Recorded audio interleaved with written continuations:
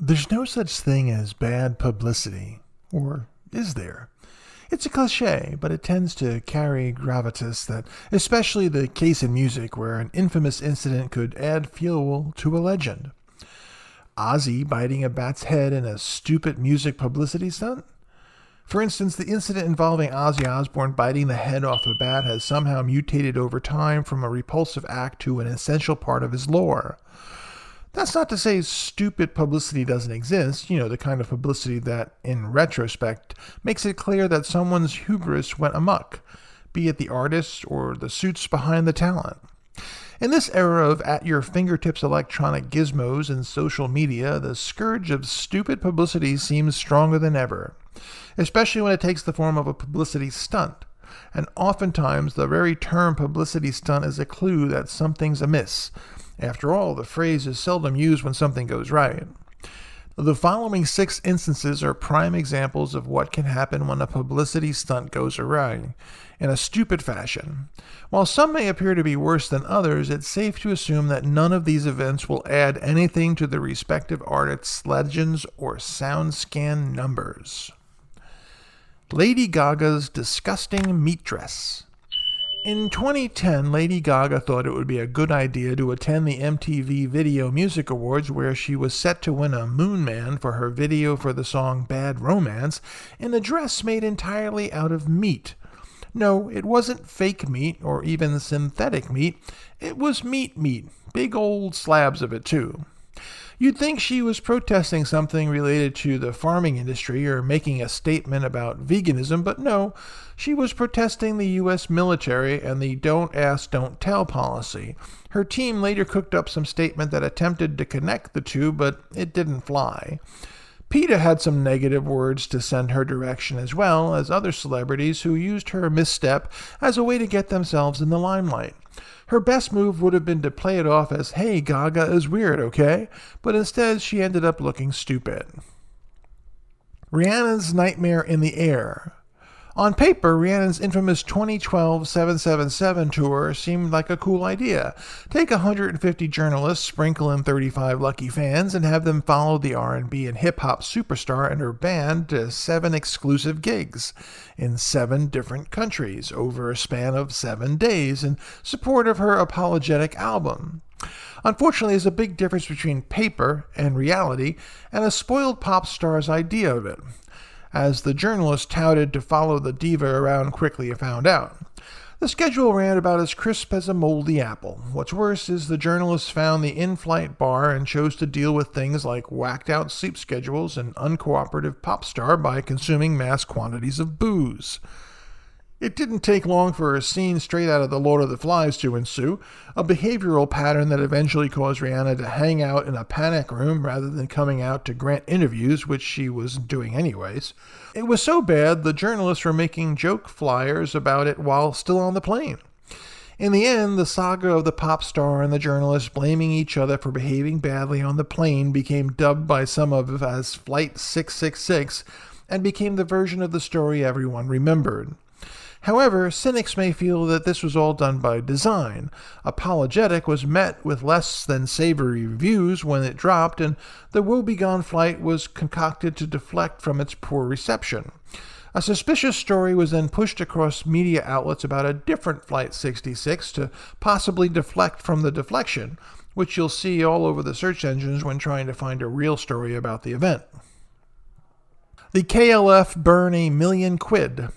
The KLF, or K Foundation, had saved up £1 million British post-retirement from the music industry and had announced their intention to give it as a charitable contribution to struggling artists. After deciding that artists are supposed to struggle, they instead decided to pull a publicity stunt so stupid it cost them very dearly. The KLF burned £1 million in the most expensive music publicity stunt. Known for their performance art and anti-art art, like having deleted their entire music catalog from the UK and firing blank rounds from a machine gun at their own concerts into the crowd, they upped the ante and decided to take the charity money and put it in an old houseboat and burn it on the water in 1994. To no one's surprise, in an interview in 2004, they admit that they regret burning the money. Who would have thought that? That's just insane. U2's iTunes fiasco. Being one of the world's biggest bands has its advantages. If you're U2, it means you can play 30-year-old albums in front of sold-out football stadiums, and yet their massive amount of success does not leave them immune to stupid publicity stunts. This is something they learned the hard way in 2014 when they joined forces with Apple and showed a download of their album Songs of Innocence onto the device of around 500 million Apple iTunes users. I remember it pissing me off because you couldn't even get it out of your library. U2 iTunes Songs of Innocence fail Apple's stupid music publicity stunt. In short, pretty much everyone hated the idea of having the album foisted upon them, from rock critics to fellow musicians like Black Keys drummer Patrick Carney and rock icon Iggy Pop. The reason for the derision wasn't because the music was bad, it ended up getting mixed reviews. Rather, people felt the freebie was cheating and devaluing the art and craftsmanship that drives rock music, a topic of great concern for musicians in this era of easily pirated music. The immense flop of the publicity stunt taught them a valuable lesson. For their next record, perhaps they should go back to taking pages from the Beatles playbook and perform on rooftops, or release a mystery album and let everyone think they're the Beatles. Who is Chris Gaines? Garth Brooks, duh. In 1999, a new artist busted on the scenes out of nowhere. How did he get such huge attention and such a big marketing push by major labels? Heck, he wasn't even set to star in an upcoming movie called The Lamb. What gives? This was some guy with an unkept bowl-cut hairdo with a little soul patch. Supposedly he was a big Australian star making his big break in Hollywood. The problem was everyone knew who he was instantly. It was Garth Brooks with a haircut, singing emo music before emo was a thing. To make matters worse, even after everyone knew who he was, he hosted SNL as Chris Gaines, as they kept the act up far longer than they should have. What started as a fun marketing campaign became insulting to his longtime fans and pretty much everyone else since he was a huge star. It was legitimately fun alter ego ploy at first, then it became a PR disaster. Madonna's explicit photo book and album flop.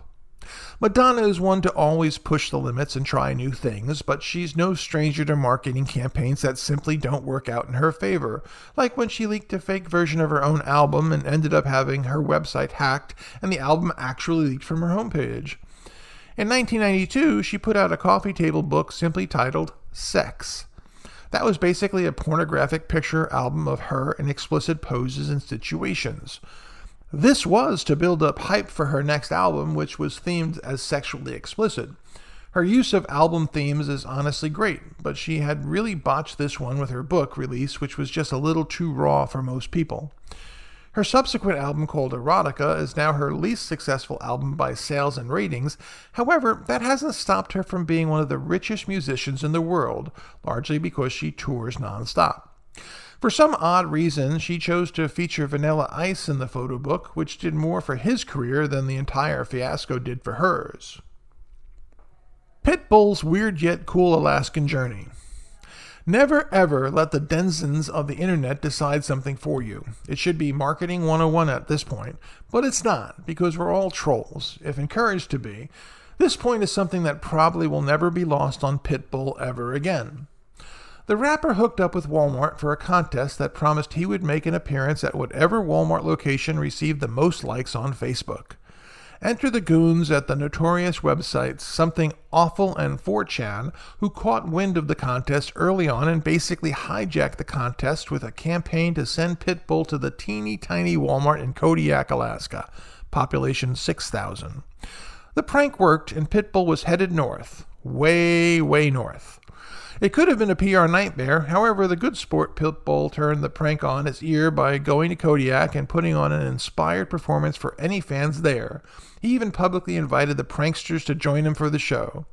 It was an act of supreme coolness that earned him a massive amount of respect, regardless of what one's opinion is on his music. Even when stupid publicity happens, it can still be salvaged and turned into something good. Most of us learn this in some way well before we're ready multimillionaires, but tricks and shortcuts almost always backfire. It never pans out the way you hope it will.